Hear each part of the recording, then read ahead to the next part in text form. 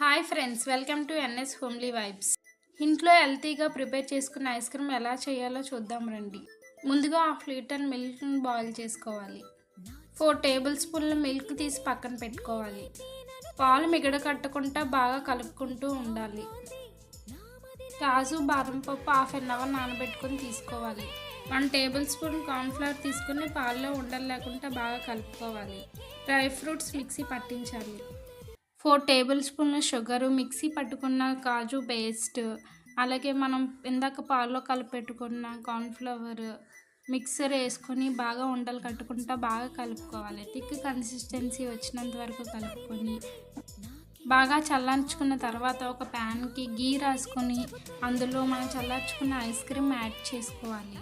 దానిలో కొంచెం dry fruits గార్నిష్గా వేసుకొని 2 అవర్స్ పాటు డీప్ ఫ్రిడ్జ్లో ఉంచాలి. అంతేనండి. ఈ సమ్మర్కి ఇంట్లోని చల్లని ఐస్ క్రీమ్ చాలా చక్కగా ఈజీగా ఇంట్లోనే ప్రిపేర్ చేసుకోవచ్చు. Please like, share, comment and subscribe to my channel.